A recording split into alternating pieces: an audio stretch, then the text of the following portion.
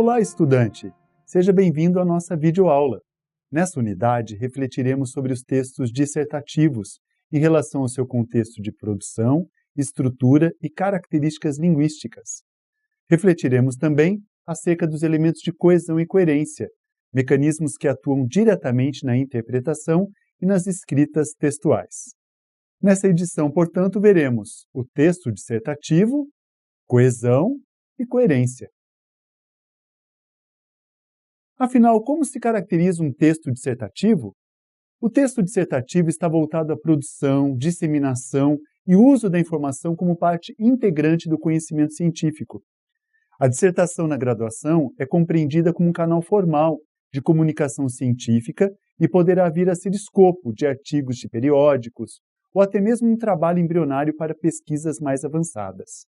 A estrutura básica dos textos dissertativos deverá ser construída por 3 separações básicas: introdução, desenvolvimento e conclusão. Vamos então analisar uma dissertação apresentada na prova de redação da FUVEST em 2013. Introdução. Note que na introdução o autor expôs o tema do assunto que está sendo tratado, o consumismo contemporâneo. A introdução foi objetiva e atraiu o leitor por meio da comparação do consumismo a um shopping center, símbolo do consumismo crescente. Note na dissertação que a tese é uma proposição sobre o tema, o embasamento da dissertação. Foi em torno da tese que foram desenvolvidos argumentos no texto. O desenvolvimento apresentou a essência do texto e foi espaço da colocação dos argumentos. Quanto à estrutura, prefira como autor defini-lo em aproximadamente 2 parágrafos. Note na dissertação o apontamento dos argumentos principais, a utilização da citação por autoridade, nesse caso, o historiador Nicolau Tchevchenko, que pôde embasar os argumentos. Observe que a abordagem foi impessoal. O autor utilizou-se da terceira pessoa do singular, valendo-se assim de um olhar crítico acerca das questões que defendeu.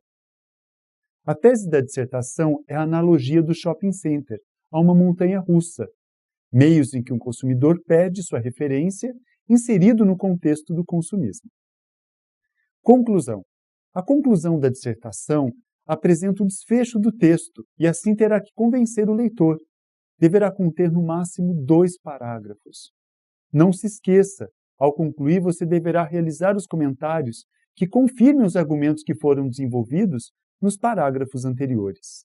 Note na dissertação as retomadas dos argumentos principais e a conclusão por meio do conceito de ideologia a partir de Karl Marx, que encerrou os argumentos principais, ao referir-se à ilusão do consumismo como a ferramenta da classe dominante, em busca da hegemonia sobre a classe dominada.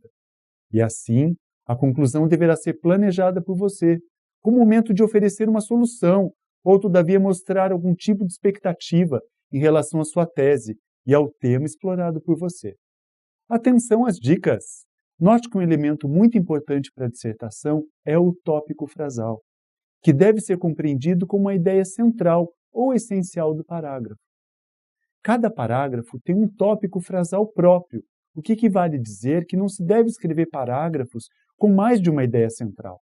Além disso, cada ideia central implica a criação de um parágrafo próprio. Ao desenvolver um tópico frasal, lembre-se que é preciso ser o mais objetivo possível e a sua construção poderá ocorrer por meio de uma declaração, uma pergunta, uma divisão, uma citação. Não se utiliza a primeira pessoa do singular em uma dissertação. Utilize sempre a terceira pessoa do singular, pois assim a impessoalidade será marcada. Utilize unicamente a norma padrão da língua portuguesa. Evite usar palavras como coisa e algo, pois esse uso denota a falta de vocabulário. Não repita termos, pois o texto perderá a coesão. Vamos refletir sobre coesão. Para iniciarmos a matéria, vamos ler um texto escrito por Ramaswamy. Observe como os termos em negrito serão retomados pelo autor nas frases sublinhadas. O homem e o pedaço de pano. Em algum lugar do Oriente, onde o clima é ameno e não são necessárias muitas roupas, havia um homem que resolveu desistir de todas as questões materiais e retirou-se para a floresta, onde construiu um casebre para morar. Sua única roupa era um pedaço de pano que enrolava a cintura.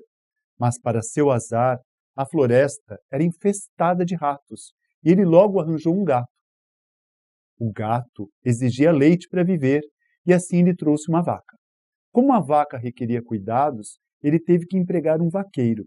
Esse rapaz precisava ter onde morar e por isso foi construída uma casa para ele. Para tomar conta da casa, acabou contratando uma empregada. Para que a empregada tivesse companhia, outras casas foram construídas e convidadas pessoas para morar nelas.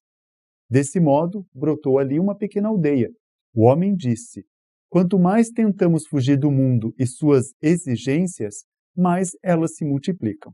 A coesão, portanto, implica nas relações de sentido que ocorrem no interior do texto, oportunizando assim que uma sentença se ligue à outra.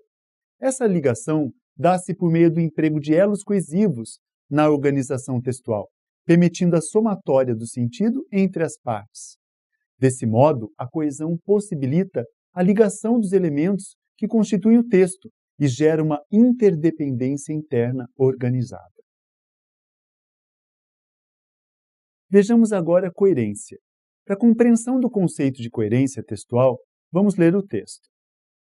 João Carlos vivia em uma pequena casa construída no alto de uma colina, cuja frente dava para leste. Desde o pé da colina se espalhava em todas as direções, até o horizonte, uma planície coberta de areia. Na noite em que completava 30 anos, João, sentado nos degraus da escada colocada à frente de sua casa, olhava o sol poente e observava como a sua sombra ia diminuindo no caminho coberto de grama. De repente, viu um cavalo que descia para sua casa. As árvores e as folhagens não permitiam ver distintamente. Entretanto, observou que o cavalo era manco.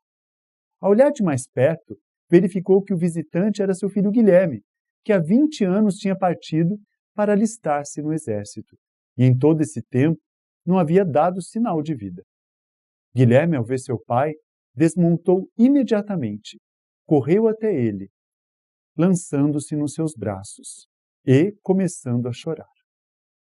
Para analisarmos a coerência desse texto, vamos refletir. A cena narrada ocorre à noite, na noite que completava 30 anos. No entanto, o que o João olhava sentado à frente de sua casa? Repare no segundo parágrafo que, de acordo com o autor, naquela noite que o personagem completara 30 anos, ele sentou-se ali e observava o sol se pôr. Note a incoerência, pois se era noite, ele não poderia estar contemplando o sol poente. João está completando 30 anos. No entanto, o filho que retorna saíra havia 20 anos para alistar-se no exército. Portanto, qual que é a idade do filho? Outra incoerência do texto, ao construir os personagens, o autor não levou em conta a contagem adequada das idades do pai e do filho na narrativa. João morava numa colina árida, diante de um cenário desértico. Que elementos do texto contrariam essa informação? Note outra incoerência, pois ao observar a linha do horizonte, nosso personagem observa o sol, iluminando com pouca incidência um caminho coberto por grama. Como poderia haver grama em uma planície que, segundo o mesmo autor, era coberta por areia?